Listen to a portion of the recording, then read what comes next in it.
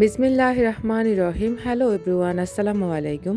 স্বপ্ননূরের সংসার থেকে আমি নূর আপনাদেরকে ওয়েলকাম করছি নতুন একটি লাইফস্টাইল ব্লগ ভিডিওতে। কাছে এবং দূরে, দেশ এবং প্রবাস থেকে যারা আমাকে দেখছেন, আল্লাহ তাআলার অসীম রহমতে আপনারা সবাই ভালো আছেন। আমরা আলহামদুলিল্লাহ ভালো আছি। ভিডিও শুরুতে আপনাদের কাছে হার্ডলি রিকোয়েস্ট রইল, একটি লাইক দিয়ে ভিডিওটা কন্টিনিউ করুন। আপনার ছোট্ট একটি লাইক আমাকে নতুন একটি দিনের ভিডিও মেক করার উৎসাহ যোগায়। এদিক দিয়ে এখানে দেখতে পেলেন আমার তেল পার্সেল আমি রেডি করে ফেলেছি। আমার প্রতিদিনে ২টা ১টা করে যাচ্ছে, ৩টা যাচ্ছে, ৪টা যাচ্ছে। আলহামদুলিল্লাহ, আল্লাহ তাআলার অসীম রহমত আর আপনাদের সবার ভালোবাসা আমার তেল কিন্তু একদম শেষ পর্যায়ে আছে। অল্প ২-১ জন আপু হয়তোবা পেতে পারেন। যারা নেবেন তারা দ্রুত ইমো, হোয়াটসঅ্যাপে নক করতে পারেন অথবা আমার ফোন নাম্বারে আপনারা সরাসরি ফোন করেও অর্ডারটি কনফার্ম করতে পারেন। তো এখন চলুন আপনাদের সাথে শেয়ার করি আমার সংসারের সমস্ত কাজ। আজকে কিন্তু মনের মতো করে আমার বেডরুমটা গুছাবো, কারণ বেশ কিছুদিন হয়েছে আমি, যেহেতু রমজান মাস গিয়েছে, তার মধ্যে আবার গ্রামেও গেলাম ঈদের আনন্দ করতে। সেখান থেকে এসেও কিন্তু মনের মতো করে বেডরুমটাকে গোছাতে পারলাম না। তো আজকে কিন্তু আপনাদের সাথে আমার বেডরুমটা শেয়ার করেছি সুন্দর করে সাজিয়ে গুছিয়ে। আশা করছি আজকের ভিডিওটি আপনাদের অনেক অনেক ভালো লাগবে। তো আপনারা কিন্তু ঘর গোছানোর ভিডিও অনেক বেশি পছন্দ করেন, আর আমাকে আপনারা পার্সোনালি এত সুন্দর করে নক করে বলেন যে আমি কিভাবে এত অল্প ইনকামের ভিতরে এত পরিপাটি থাকি, এত সুন্দর করে আমার বাসাটাকে রাখি। তো সর্বপ্রথম আমি আল্লাহর কাছে শুকরিয়া আদায় করব, তারপরে আপনাদের সবার প্রতি কৃতজ্ঞতা জ্ঞাপন করছি। আল্লাহ তাআলার রহমত আছে আর আপনাদের সবার ভালোবাসা আছে বিদায় আমি সংসারটাকে সুন্দর একটা রূপে পরিণত করতে পারি। অল্প ইনকামেও আলহামদুলিল্লাহ নিজের যা আছে তা নিয়ে শুকরিয়া আদায় করি, অনেক বেশি সুখে আছে। তো এখন এই যে নিজের কাছে যা থাকে তা দিয়ে ওই টুকটাক করে এদিক সেদিক করে করে ভিডিও শেয়ার করি। সাথে নিজের কাছেও ভালো লাগে, মনও ভালো হয়ে যায়। দেখবেন একবার এক এক জায়গায় এক এক জিনিস আপনি যখন ট্রান্সফার করবেন, তখন গোছানোর পরে মনের ভিতরে এক অন্যরকম ভালো লাগা কাজ করবে। নিজের কাছেও সব কিছুতে নতুনত্ব ভাব চলে আসে। তো আমার এই পর্তুলিকা ফুল গাছটা আমি এখানে এনে দিয়েছি, আর এটা কিন্তু রিয়েল প্লান্ট। যারা চেনেন না তারা হয়তো বা জিজ্ঞেস করবেন এটা কি আর্টিফিশিয়াল নাকি। এটা রিয়েল প্লান্ট, তবে এটার টপটা আমার কেন জানি খুব খারাপ লাগতেছিল, যদিও উপরের অংশটা খুব ভালো লেগেছিল। এখন আমি হালকা পাতলা করে প্যানটা একটু ঝেড়ে নেব, যেহেতু আজকে আর তেমন একটা এটা চেয়ারের উপর উঠা লাগবে, মুছতে হবে। তো এটা না আমার কাছে খুব কষ্টের কাজ মনে হয়, আর এই কাজগুলো আমার হাজব্যান্ডই করে সব সময়। আমি ফ্যান মোছা হতে বিভিন্ন যে কাজগুলো থাকে, আদার্স অন্য কাজগুলো কিন্তু আমার হাজব্যান্ডই করে দেয়। আর ঘরের যে সমস্ত কাজ আছে সবগুলো আমি নিজেই করি। আর এই যে আলমারির উপরে দেখতে পেলেন অনেকগুলো ব্যাগ, আজকে মূলত এই ব্যাগগুলো গোছাতে গিয়ে আমার ইচ্ছে হলো যে আজকে বেডরুমটাকে সুন্দর করে তাহলে গুছিয়ে ফেলি। তো এটার উপরে যে পরিমাণ ধুলাবালি বসে এই এই জিনিসগুলোর উপরে, আপনারা অনেকেই বলেছিলেন যে এগুলো যেন খাটের নিচে রাখা যায়, রাখা যায় কি না। খাটের নিচে আসলে রাখাটা সম্ভব না, কারণ আমি খাটের মধ্যে কোনো ধরনের ইট দিই নাই বা ইটা দিই নাই আর কি। তো ওটা একদম লেভেল পর্যন্ত আছে, আর এতগুলা লাগেজ কিন্তু আসলে রাখাটা সম্ভব না। আর আলমারির উপরে যা দেখেছেন এখানে সব আমার কাপড় চোপড়, কাঁথা কম্বল আছে। কাপড় চোপড় না, তারপরেও ব্যাগের ভিতরে এবারে রেখেছি, যেহেতু প্রতি বছরই জামা কাপড় বাড়ে ঈদের মধ্যে। তো আমার আসলে একটা ওয়ার্ড্রোব খুব ইমার্জেন্সি দরকার, একটা ওই বেডরুমের জন্য একটা খাট আর একটা ওয়ার্ড্রোব একেবারে আমাদের ইমার্জেন্সি প্রয়োজন। তবে এখনও আল্লাহ তাআলা সামর্থ্য দেয়নি, ইনশাল্লাহ যখন সামর্থ্য হবে তখন অবশ্যই কিনে নেব। তো এই যে এখন আজকে আমি কলাপাতা ডিজাইনের যে আমার বেডশিটটা আছে সেটা আমি বিছিয়ে নিয়েছি। আর আমার প্রতিটা বেডশিট কিন্তু আপনারা অনেক বেশি পছন্দ করেন। তেলের ভিডিও দেওয়ার পর থেকে আপনারা অনেকে নক করতেছেন আমি যেন বেডশিট কবে সেল করব বা নিয়ে আসি যেন। আসলে আপনারা যেই ধরনের ডিজাইনগুলো দেখাচ্ছেন এগুলো আমার আগে স্টকে ছিল, তবে এখন বর্তমানে সব সময় কিন্তু সব কালেকশন অ্যাভেলেবেল থাকে না। তারপরেও আমি চেষ্টা করব বেডশিট নিয়েও কাজ করার জন্য। তো ফাইনালি আমার পুরো বেডরুমটাকে আমি কিভাবে অর্গানাইজ করেছি। আসলে আপনারা সব সময় দেখেন আমার বেডরুম একইভাবে থাকে। আমার রুমটা যেহেতু একেবারে ছোট, এ কারণে চাইলেও নিজের মনের মতো করে ফার্নিচারগুলো রাখতে পারি না। তো এই যে আলমারিটার একটা পার্ট কিন্তু খোলা যায় না খাটের জন্য, যেদিকে যেদিকে রাখা যায় মানে রাখি সেদিকে হচ্ছে একটা পার্ট অফ হয়ে যায়, কোনো রকম খুলে একটু কাজ করতে হয়। তো আসলে কিছুই করার নেই, এই ছোট মিনি ফ্ল্যাটটাতে আমাকে থাকতে হবে। জানি না এখান থেকে আবার কবে বের হতে পারবো, তবে বাসাটাতে আমার কোনো অসুবিধা হয় না। তারপরও দেখা গেছে অনেক সময় কেউ আসলে কিংবা হচ্ছে ২ রুমের সবাই ঘুমালে দেখা গেছে একটু নামাজের জায়গা পাওয়া যায় না, তখন একটু কষ্ট হয়ে যায়। তো এই যে ফাইনালি হচ্ছে আমার পুরো বেডরুম আমি এভাবে সাজিয়ে গুছিয়ে নিয়েছি। আর বেডরুম গোছালে সাজালে দেখবেন নিজের মধ্যে আলাদা একটা ভালো লাগা কাজ করে। একটা অন্যরকম একটা অনুভূতি চলে আসে, যেটা হয়তোবা ভাষায় প্রকাশ করার মতো না।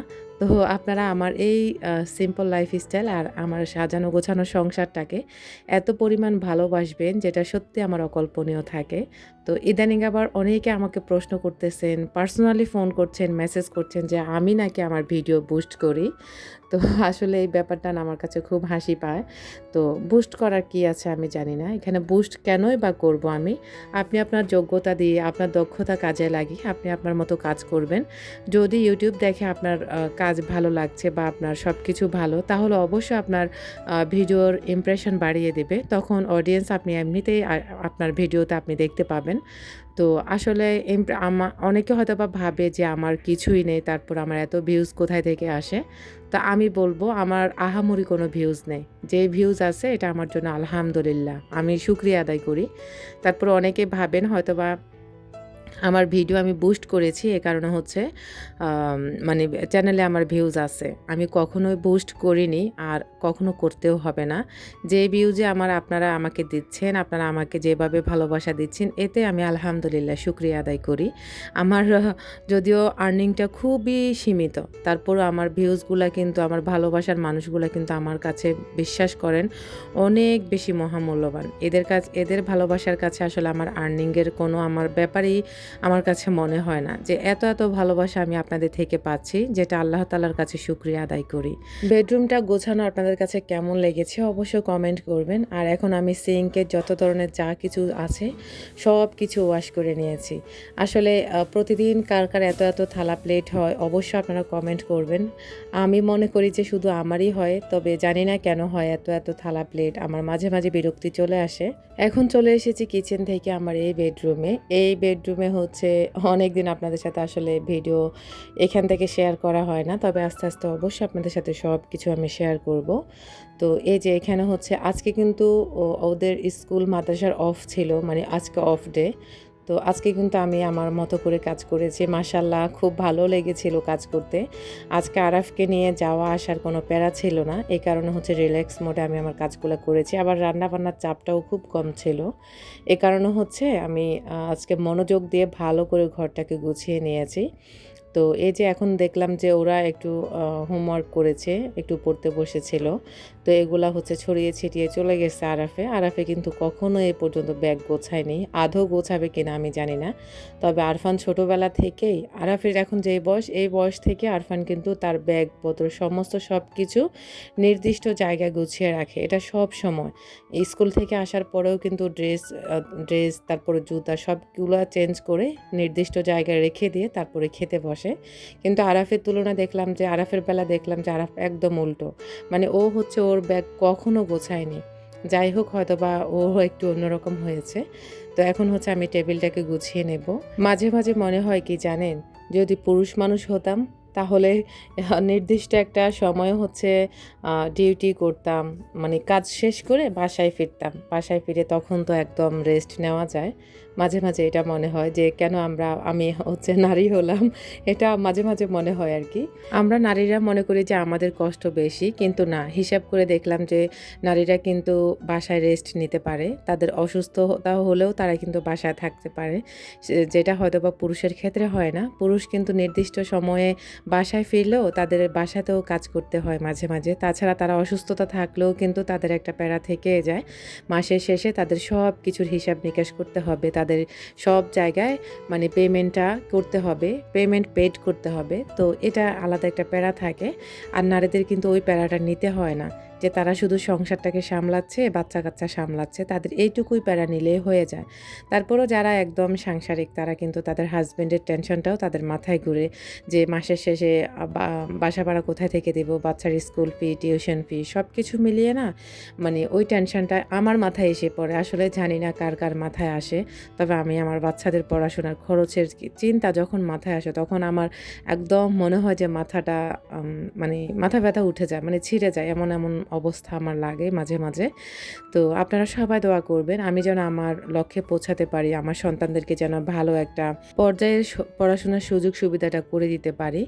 তো আসলে অনেক প্যারা আসে যে বাচ্চাদের পিছনে কিন্তু টাকা খরচ না করলে বাচ্চারা আসলে পড়াশোনার প্রতি অতটা মনোযোগী হয় না। তো আদৌ আমি আসলে কতদিন পারবো জানি না। তবে আমি খুব ভেঙে পড়তেছি। দিন, দিন মনে হয় যে আমার ছেলেদের পড়াশোনার খরচটা আমি বহন করতে পারবো না। আমার কাছে এমনই মনে হচ্ছে। মাঝে, মাঝে এত ডিপ্রেশনে চলে যাই তখন মনে হয় যে মরণ হয়ে যায়, এমন একটা অবস্থা হয়ে যায়। তারপরেও সব কিছুতে সবর করি। তারপরেও নিজের মনকে সান্ত্বনা দেই। নিজেকে নিজে সান্ত্বনা দিই। কারণ নিজেকে সান্ত্বনা নিজে না দিলে আমার পরিবারকে আসলে দেখার মতো কেউই নেই। তো নিজেকে নিজে সান্ত্বনা দিয়ে নিজেকে আবার নিজেই সুস্থতা ফিল করাতে হয়। তো জানি না আসলে আজকে আমি আপনাদের সাথে কেনই বা এই বকবকগুলা করতেছি। তো আসলে ঘরবাড়ি পরিষ্কার পরিচ্ছন্ন রাখার কিন্তু কিছু নিয়মকানুন থাকে যেগুলো হয়তোবা আপনারা আমার ভিডিওর মাধ্যমে দেখে বুঝে নিয়েছেন। প্রতিবার আসলে প্রতি ভিডিওতে আপনাদেরকে বলা মানে বলে বোঝানো যাবে না। আপনারা দেখে বুঝে নেবেন। অনেক সময় অনেক কষ্ট মনে আসে যেগুলা হয়তোবা শেয়ার করলে আপনাদের সাথে নিজের কাছে একটু হালকা মনে হয়, নিজেকে একটু ফ্রেশ লাগে। এই কারণে হচ্ছে আপনাদের সাথে শেয়ার করে ফেলি। তো টেবিলের উপরে আমি হচ্ছে ফ্লাওয়ারটা দেওয়ার পরে রিয়েল প্লান্ট দেওয়ার পরে আমার কাছে কেমন জানি একটু খ্যাত লাগতেছিল আরকি। তো এই কারণে এটা সরাই ফেলছি। এটা সরানোর পরেও পানির মগ আর জগ রেখেছি, তাতেও খারাপ লাগতেছে। তো আসলে কিছুই করার নেই। এভাবে হচ্ছে রাখতে হবে আর এইভাবে গোছাতে হবে। যা কিছু আছে তা নিয়ে হচ্ছে আলহামদুলিল্লাহ সাজিয়ে গুছিয়ে রাখি। তো এমন না যে আমার এই জিনিসটা লাগবে, এটা আমাকে কিনে আনতেই হবে, ঋণ করে হোক, যেভাবেই হোক এটা আমার লাগবে। ওরকম মেয়ে আবার আমি না। আমার যা আছে তাই হচ্ছে আমি সুন্দর করে সাজিয়ে গুছিয়ে রাখতে পছন্দ করি। জানি না আজকের ভিডিওতে আমার কেন এত জড়তা এসেছে। তবে আপনারা আমাকে একটু ক্ষমা করে দিবেন। আমি অনেক বেশি জড়তা দিয়ে আজকে কথা বলেছি। তারপরেও হচ্ছে আলহামদুলিল্লাহ আপনাদের সাথে ভয়েস ওভার করতে পারি। মাঝে, মাঝে আপনারা অনেকে জিজ্ঞেস করেন যে আমি স্ক্রিপ্ট কি লিখে তারপরে হচ্ছে ভয়েস ওভার করি কিনা? আমাকে আসলে স্ক্রিপ্ট লিখতে হয় না। আমি এমনিতেই বকবক করতে পারি। তো যাই হোক ১ম অনেক কষ্ট করেছি ভয়েস নিয়ে। তবে এখন আর তেমন একটা কষ্ট করতে হয় না আরকি। তো যাই হোক সম্পূর্ণ ঘরবাড়ি গুছিয়ে এখন আবার চলে এসেছি আলুর ভর্তা করব। আর আজকের আলুর ভর্তাটা বিশ্বাস করবেন না অসাধারণ ছিল। এত মজার ছিল যেহেতু বেশ কিছুদিন পরে খেয়েছি হয়তোবা এই কারণে মজা লেগেছিল। তো আজকে কিন্তু এই আলুর ভর্তাটা আরফান আরাফও খুব বেশি পছন্দ করেছিল। তো এই যে এখন হচ্ছে আমি এখানে কিন্তু আপনারা আবার একবেলার আলুর ভর্তা মনে করবেন না। এখানে আমি রাতের জন্য করে নিয়েছি। তো এখন যেগুলো খাবো ওগুলো খাওয়ার পরে আর অবশিষ্ট যেগুলো থাকবে ওগুলো হচ্ছে আমি ফ্রিজে রেখে দেবো। রাতের বেলা আমরা খেয়ে নেব। আলাদা আর এক্সট্রাভাবে গরম করতেও হবে না। তো অনেকে আবার গরম করে রেখে দেয়। গরম করে রাখলে সেটার মজাও আবার আলাদা পাওয়া যায়।